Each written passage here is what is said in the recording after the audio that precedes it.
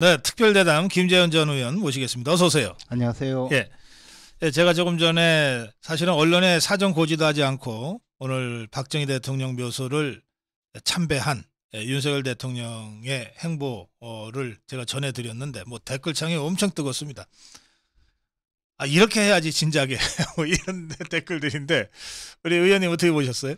그러니까 이제 역대 대통령들이 사실 전직 대통령에 대해서 예우를 갖추는 것, 그것도 필요한 일이고 바람직하고, 특히 이제 네, 우리 그 건국 이후에 그 이승만 전 대통령, 박정희 전 대통령에 대해서 사실 그 업적이라든가 역사적 평가는 굉장히 상반되거든요. 예, 그렇지만 이 나라를 독립 그 국가에서 그 자유민주주의의 독립국가로 만들어주고 건국을 하도록 그 앞장서서 만든 건국 대통령과 또 산업화를 앞당긴 그 박정희 전 대통령에 대한 공과 가는 사실 그 누구든지 예, 그 공을 인정하면서 과를 언급하지, 뭐 아예 뭐 공은 없다 이렇게 이야기하는 분은 아마 종북 주사파들도 뭐 그런 경우는 별로 없는 것 같아요. 아니 동서평이가 박정희 대통령 배우자고 그런 판인데.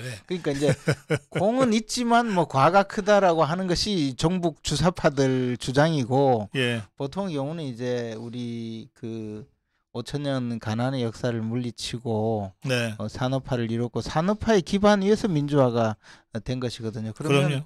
사실 이제 현직 대통령들이 전직 대통령, 특히 이제 서가신 이승만 전 대통령, 박정희 전 대통령에 대해서 존경을 표시하는 건 지극히 정상적인 이야기였는데, 오늘까지는 사실 뭐 그런 움직임도 없었죠. 네. 그리고 뭐 말도 조심해야 되는 그런 음, 분위기였으니까, 이것은 이제 역사를 뒤집어 엎은 좌파들의 그 준동에 따른 반작용 네. 또는 뭐 그런 거라고 보는데, 앞으로 이런 대통령에 대한, 특히 박정희 전 대통령에 대한 참배 노력은 윤석열 대통령 재임 시에는 좀 제발 끝까지 이루어졌으면 하는 바람입니다. 네.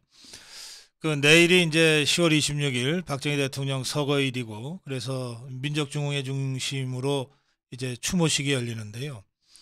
이 박근혜 대통령은 이제 현직 대통령 때는 이제 그 날짜를 피해서 이렇게 했는데 그 전에는 이제 늘 그 추모식을 주관하지 않았습니까? 그렇죠. 그러니까 이제 내일은 다들 나올 거다, 추모식에 참석할 거다 이렇게 기대들을 하고 있는데 실제 건강이 굉장히 안 좋아서 내일 추모식 참석이 아직까지도 불투명하다. 제가 오늘 체크한 바로는 그렇거든요. 음.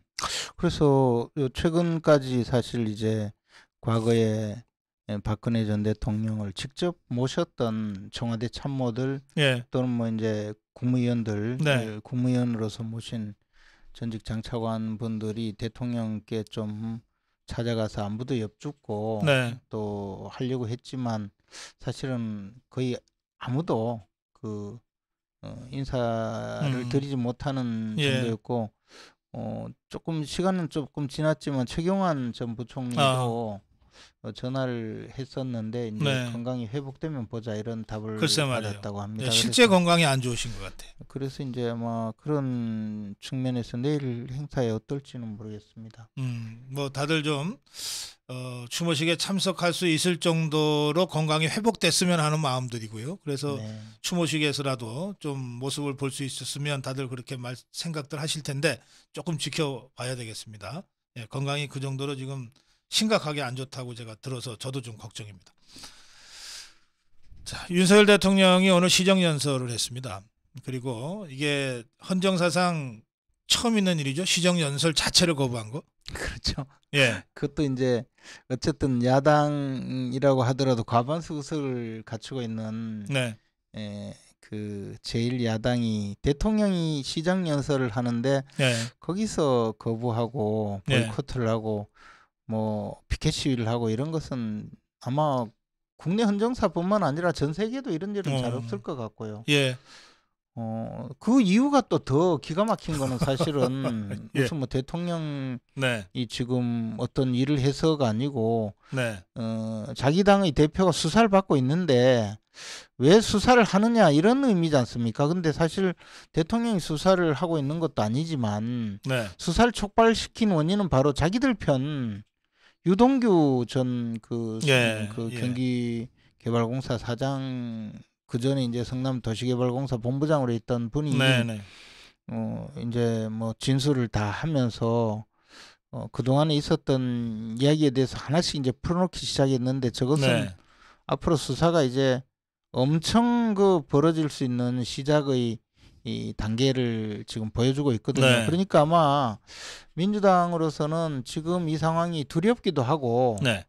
또 이 상황을 어쨌든 정치적 탄압이라고 주장을 하고 가야 이재명 대표가 사법적으로 크게 이제 처벌을 받는 단계에 가더라도 네. 뭐 이재명은 이재명이고 민주당은 뭐 음. 정치적인 탄압을 받은 정당이다 이렇게 주장을 하면서 지지자들을 그대로 결집시키고 끌고 갈 수 있다고 판단하는 것 아닌가 네. 뭐 그렇게 생각합니다. 그러다 보니까 뭐 보여줘야 되니까 쇼킹하게 뭐 네. 별짓을 다 하고 있는 거죠 지금. 사실은 뭐 별 효과도 없지만 근데 저 이재명이가 저러면은 이제 더불어민주당 국회의원들도 어쩔 수 없이 이제 끌려 들어가게 되잖아요. 당 대표가 저러니까. 지금은 그런 상황이. 근데 속으로는 막 부글부글 끓는 민주당 의원들이 의외로 많다고 제가 들었어요. 저도 뭐 그런 분 한두 분 예. 사적으로 만났었는데요. 예.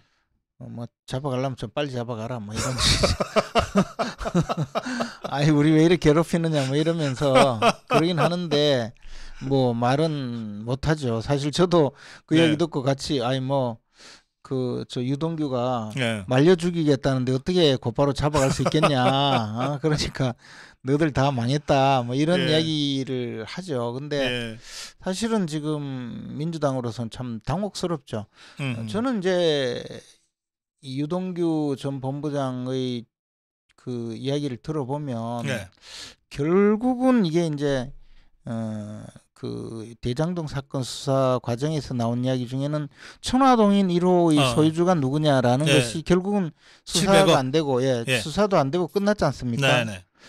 근데 결국에 이제 천화동인 1호의 주인이 나오지 않을까. 아. 그리고 이번 사건을 잘 보면요. 대선이라고 하더라도 예. 아무나한테 뭐 돈 달라고 할 수가 없잖아요. 근데 뭐 당연스럽게 그냥 20억을 저 준비해라. 그러니까 실제로 뭐 그 돈 20억을 현금으로 만들기 위해서는 좀 쉬운 과정이 아니니까 네. 시간을 좀 두고 이제 저 세탁을 좀 하면서 이제 만들어 주다가 결국 뭐 8억 4천, 7억 4천 뭐 네. 1억을 돌려줬다 해서 7억 4천이라고 하기도 하고 뭐 그런 돈을 만들어서 주지 않습니까? 네. 그걸 가만히 보면요. 그냥 돈을 맡겨놓았다가 네. 찾아가는 과정이에요. 그런 걸로 보여요. 그러면 맡겨두던 찾아가듯이. 예, 그렇죠. 그리고 그걸 뭐 김영희가 유동규한테 달라고 하는 과정이 유동규가 뭐 김영희 개인적으로 달라고 한다고 줄 수 있는 상황이 아니잖아요. 그렇죠. 예. 유동규도 또 거꾸로 남욱한테 야 뭐 저쪽에서 돈 달라 하는데 뭐 만들어라 하면 그쪽에서 네 알겠습니다 하고 만드는 과정이 그래서 저는 이제 이런 것을 전체적으로 보면 아마 천화동인 1호의 소유주가 결국은 그 유동규를 통해서 밝혀질 가능성이 있고 예. 이게 지금 이 관련자가 딱 한 사람이면요. 그 한 사람이 입을 다물면 되는 건데 예. 여러 명이기 때문에 이게 잘 쉽게 그냥 다 없는 사실로 만들 수가 없어요. 이번 일도 잘 보면 결국 뭐 유동규 이야기, 남욱 이야기, 그다음에 정민영 그 변호사 이야기가 다 일치한다는 것 아니겠습니까? 그렇죠. 이렇게 되면요. 이게 이제 어디 한 군데에서 탄로가 나면 그때부터 무너지기 시작하거든요. 그래서 저는 결국은 이제 이게 그 사태가 전부 그까지 가면 네. 이 대장동 사건을 처음 기획하고 명령하고 지시한 사람이 이재명이다라는 이야기는 이미 유동규가 슬슬 하고 있지 않습니까? 그렇죠. 근데 거기에서 그 결과 천화동인 1호의 소유주도 뭐 누구다 이렇게까지 간다면 민주당으로서는요. 안 그래도 정가 3범이 되는 분을 네.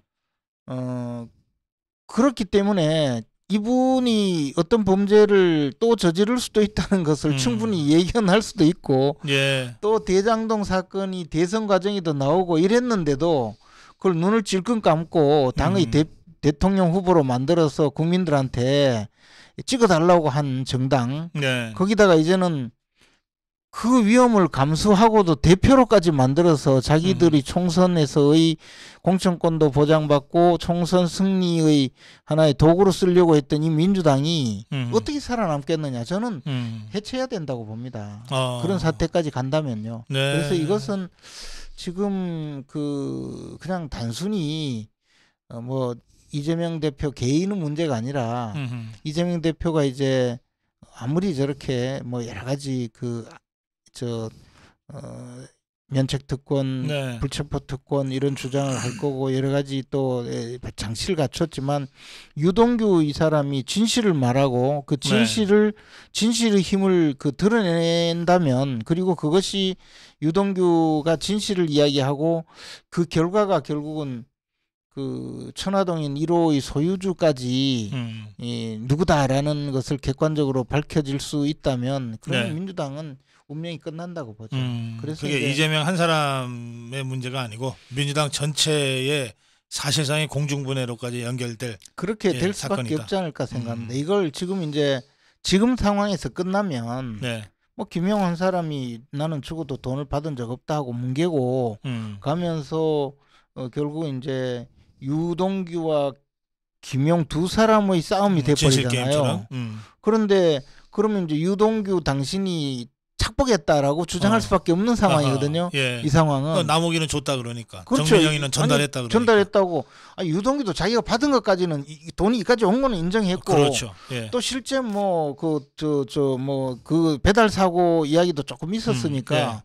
그러면 네가 받고 나한테는 안 줬잖냐 이래 둘 싸움으로 끝낼 수가 있어요. 예컨대 여기서. 그 유동규는 절대로 여기서 물러설 수 없죠. 이 상황이 더군다나 지금 대장동 사건 전체 재판받는 사람을 보면 최고위자가 유동규예요. 그래요. 그 유동규가 이 대장동 사건을 다 대장처럼 결정한 게 돼버렸어요. 그러니까 배임죄가 뭐 700억, 뭐 1,500억, 뭐 몇천억 결국 이러다가 지금 액수가 정해지고 있는데 그럼 그 배임죄를 저지른 사람은 유동규가 되고요. 남욱, 정영학, 김만배는 이 사람들의 배임죄에 가담해서 이익을 취한 사람들이거든요. 그러니까 주동은 유동규가 되고 그럼 유동규는요. 아니 나는 지금 표현이 한 번씩 나오잖아요. 난 명령한 죄값을 받아라 이러잖아요. 저 이재명 대표한테. 그러면 나는 명령한 사람 밑에서 단순히 서류 심부름만 했는데 이런 마음이 있을 거라고요. 근데다가 김문기 사망 때 모른다고 하고 이러니까 또 1년 동안 갇혀 있으면서 결국은 네가 다 떠안아라는 식으로 아마 그런 식으로 이제 자기에게 압박이 가해지니까 이거는 도저히 못 갈 수 없다 이렇게 된 것 아닌가. 유동규는 이미 건너올 수 없는 강을 건넜다. 그리고 유동규는 지금 말씀드렸듯이 기소되어 있는 사건도 억울하다고 생각하는 거죠. 억울한 정도가 아니죠. 자기가 주범은 아니잖아요. 그런데다가 그런 상황이 계속되니까 이제 대선 자금 문제를 터뜨렸고 대선 자금 문제가 또 수사가 되면 계속 유동규 착복이라고 주장할 테니까 그러면 더 이게 이제 더 나오게 되는 거죠. 그러니까 저는 이런 사건은 이재명 대표께서 그냥 뭉개고 넘어갈 수 있을 만큼 간단하게 끝날 사안은 아니라고 알겠습니다. 보죠. 그 윤석열 대통령이 이번 주에 원외당협 위원장과의 모임 간담회가 있었고 지난주죠. 그 자리에서 이제 질문을 받고 답변하는 과정에서 뭐 우리나라에 좌파도 있고 진보도 있고 보수도 있고 또 보수였다 진보가 되는 사람, 진보였다 보수가 되는 사람도 다 있고 다 대화 가능하다. 그런데 주사파는 안 된다. 왜? 그 사람들은 체제를 부정하는 사람들이니까 협치의 대상이 될 수 없다. 이랬단 말이에요. 이제 이걸 가지고 좌파들이 발끈해서 지금 뭐 또 윤석열 대통령을 공격하고 있는데 윤석열 대통령의 이 발언은 어떻게 보십니까? 이게 그 과정 전체를 보면 뭐 네. 내심에 예. 자기 속마음에 뭐 아니 뭐 김일성을 뭐 사모하든 뭐 주사파 아니라 주사파 할아버지라도 자기 스스로 가만히 있으면요 그건 뭐 처벌하거나 뭐 그 머릿속에 생각을 처벌할 수 뭐 그건 뭐 없죠. 하겠지만 우리는 엄연히 이제 국가 체제를 전복하려는 국가보안법 체제가 있고 예. 그 국가보안법은 이 종북 그 좌파 내지 주사파는 대한민국을 붕괴시키려는 반대한민국 세력이고 예.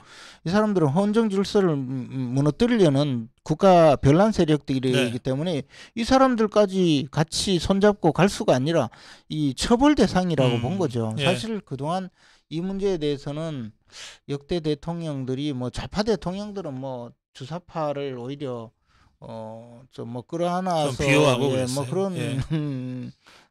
되겠지만 우파 대통령들도 이런 말을 사실 명시적으로 대놓고는 못했어요. 예. 예. 그게 뭐냐면 이게 이제 대통령이 그런 저 명시적으로 국정의 방향을 제시를 하면 네. 이 강력한 반대 세력들이 더 괴롭히니까 뭐 조금 뭐 이렇게 무마하는 형식으로 갔는데 역시 윤 대통령 스타일인 것 같아요.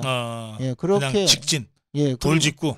그리고 이제 타협하지 않는 거죠. 어. 사실 민주당은 이렇게 어제도 뭐 우리가 그 시정연설 보이콧하겠다면 총리 보내서 대독하게 하고 뭐 이렇게 좀 약간 이제 우회하듯이 피해갈 수도 예, 있었는데 그렇게 하기를 바라면서 그렇게 할 거라고 당연히 예상하고 보이콧도 하고 뭐 지금 이재명 대표도 저렇게 막 하는데 네.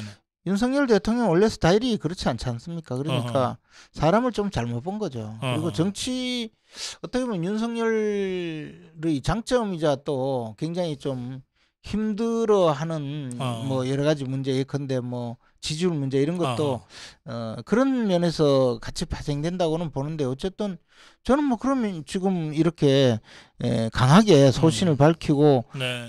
예를 들어 뭐 박정희 전 대통령 묘소에 참배를 하고 또 종북 좌파하고는 뭐 협치 대상이 아니다 이렇게 하는 것 저는 그게 윤석열다운 그렇죠. 모습이라고 봐요. 그래서 지지율에 너무 영합해서 지지율을 올리려고 하면 방법이 있어요. 문재인 대통령처럼 아무 일을 하지 않으면 되거든요. 좋은 소리만 하고 예. 나머지는 다 그냥 뒷전에 있고. 근데 윤석열 대통령 그렇게 하지 않잖아요. 그래서 저는 뭐 이런 면이 윤 대통령이 그렇죠. 이게 바로 윤석열이다. 네, 이렇게 가야 된다고 봐요. 그러면 조금 어렵더라도 시간이 지나면 모든 문제가 또 쉽게 해결되지 않을까 생각합니다. 이제 같은 맥락에서 김문수 경산의 위원장이 국감장에서 질문을 받고 답변하는 과정에서 네. 아니 평소에 자기 소신을 어떻게 꺾습니까? 아무리 국감장이라도. 그래서 신영복을 존경한다는 문재인이는 김일성 주의자다. 나 그렇게 생각한다. 이랬다가 뭐 좌파들이 뭐 국감을 중단하고 뭐 퇴장을 시키고 어쩌고 난리를 폈는데 그 맥락이 좀 같은 것 같아요. 그렇죠. 그리고 또 김문수 위원장 저도 잘 알지만 그분도 뭐 물러설 뿐이 아니죠. 그리고 또 김문수니까 그런 이야기하고 그래도 좀 조금 시끄럽다가 다 그냥 다 인정하잖아요. 그리고 역시 김문수답고 그렇기 때문에 경산노위 위원장도 잘하실 거라고 생각하고요. 그래요. 제가 이제 그 이후에 한번 통화를 했거든요. 네. 그래서 저는 이제 아이고 뭐 그래도 이제는 그 이야기 그만하세요 이렇게 약간 웃으면서 이야기하면 아 그래 뭐 내가 뭐 그러지 뭐 이러실 줄 알았는데 대답을 안 하더라고요. 그렇게 사실은 저 뭐 더불어민주당에 옳게 무슨 좌파 운동이나 민주화 운동 한 사람 별로 없지만 그렇죠. 그 중에 몇몇 있다고 하더라도 사실은 더불어민주당이 아니라 저 정의당에 뭐 심상정이니 뭐니 뭐 그 다 이 운동권 계보로 보면 저 김문수 위원장이 한참 아래거든. 한참 일이죠. 예? 그러니까 뭐 옛날 것 갖고 얘기할 건 아니지만 김문수 위원장이 저 정도 얘기를 할 때는 그냥 하는 말은 아니다. 예. 김문수 위원장은 또 그래서 다 거치고 이게 아니라고 보고 전향을 했잖아요. 네. 그랬기 때문에 할 수 있는 거예요. 너희들은 아직 그렇죠. 너희들은 아직도 꿈을 깨지 못하고 있다 하면서 이제 한 수 가르치려는 의미죠. 그래요. 그 이제 저 좌파들이 제가 보기에는 이러다가 뭐 문재인이 감옥 가고 이재명이 감옥 가는 거는 뭐 이거는 손바닥 뒤집기처럼 이게 뭐 이제 눈앞에 보이니까 제 느낌에는 정말 죽기 아니면 까무라치기로 이제 총공세로 나선 것 같아요. 그래서 그렇죠. 예, 윤석열 대통령 지지율도 별로 안 나오니까 차제에 약한 고리다. 김건희 여사도 약한 고리다. 이래가지고 그냥 공격하면서 아니 대통령 취임한 지 6개월도 안 돼서 탄핵 들고 나오는 자들이 어디 있습니까? 퇴진 들고 나오고. 근데 이 자들이 한 2주 전부터 10월 22일 날 10만을 모으겠다 뭐 이러면서 100만인지 10만인지 모르겠어요. 해서 이제 10월 22일이 됐어요. 10월 22일 날 근데 우리 자유파는 처음에 집회 시위 계획이 없다가 좌파들이 하도 뭐 촛불 난동을 부리겠다고 하니까 5년 전에 그 아픈 기억들을 다시 떠올리게 된 거예요. 그래서 다들 정말 태극기 들고 저 좌파가 촛불 든다 그러니까 이 형광등 같은 거 이거 들고 다 나서셨더라고요. 그래서 저 좌파들이 원래는 대통령실까지 행진하려고 했던 계획이었는데 남영동에서 자진해제는 되는 거거든요. 이거 굉장히 중요한 사건이고 그렇죠. 분기점이 된다 저는 그렇게 보는데요. 그렇죠. 의원님 어떻게 보셨어요? 그러니까 이제 그 과거에 네.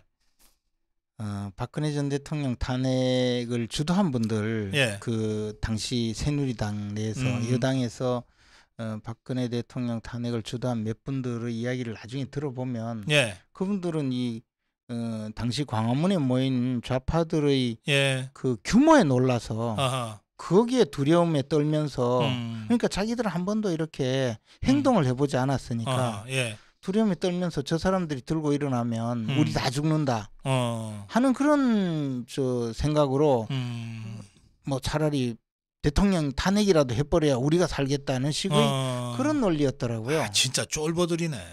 그리고요, 예. 뭐 당시 그 김무성 전 대표 같은 분들이 이야기하는 거 보면 예. 저 사람들이 저 청와대로 전부 난입을 하면 어떡할 거냐. 네.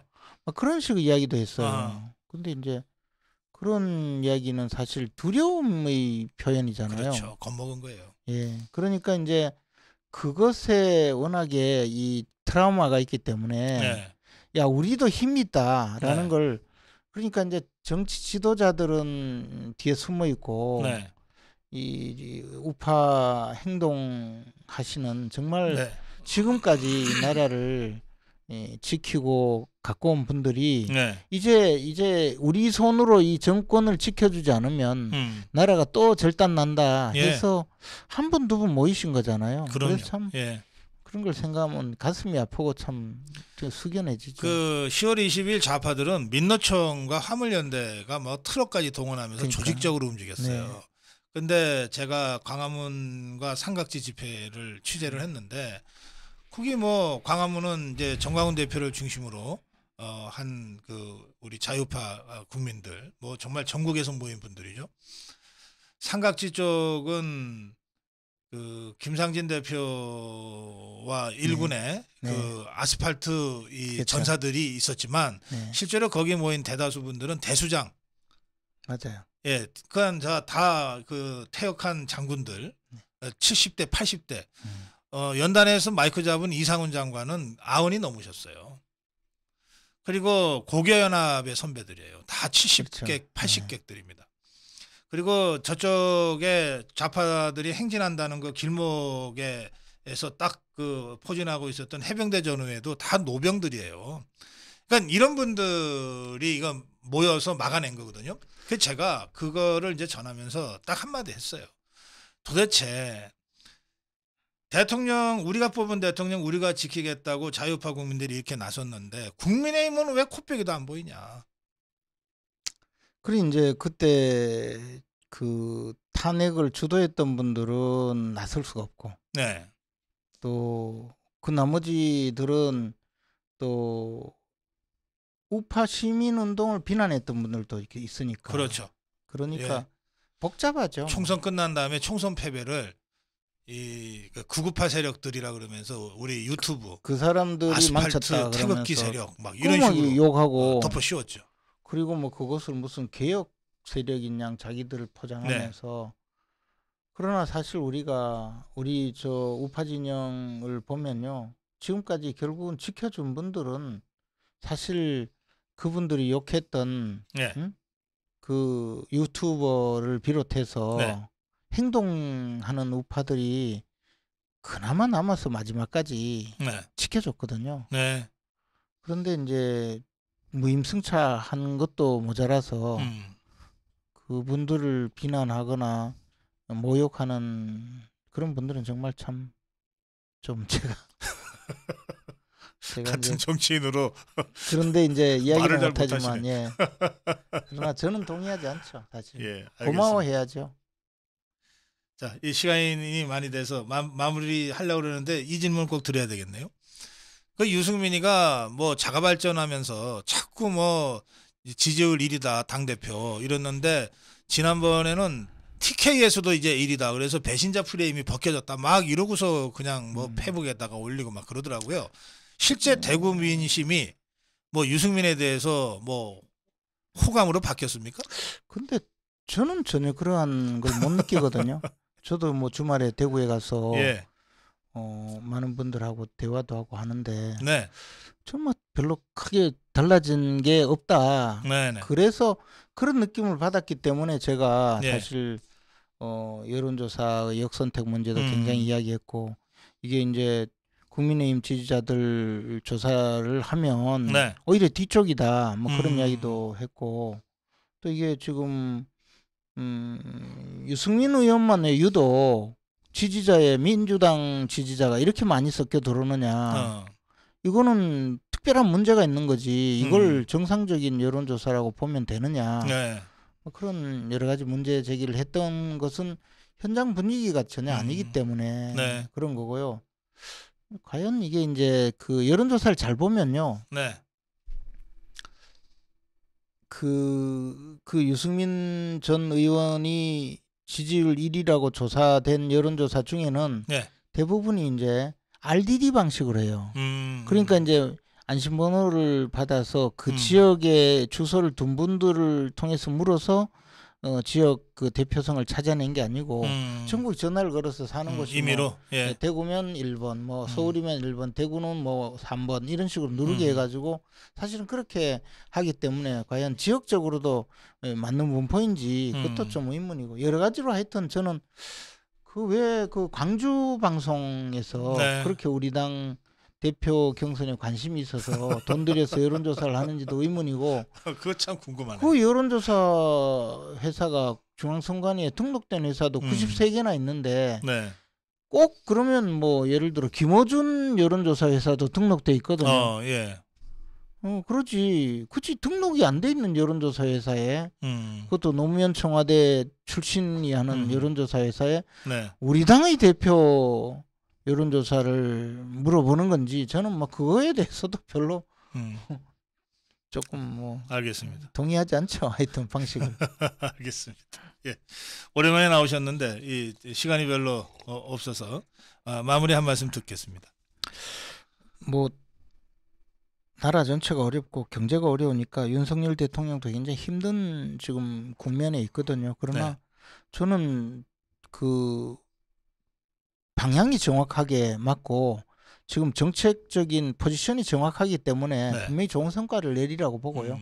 그래서 저희들은 윤석열 대통령이 뭐 다소 조금씩 이렇게 엇박자가 나는 부분은 이제 수정해 나가면 되는 일이기 때문에 그렇게 걱정하실 필요가 없다고 봅니다. 전적으로 네. 좀 도와가면서 네. 앞으로 이제 이 나라가 제대로 갈 수 있도록 함께 힘을 모으는 네. 것이 필요하지 않나 생각합니다. 많이 도와주십시오. 알겠습니다.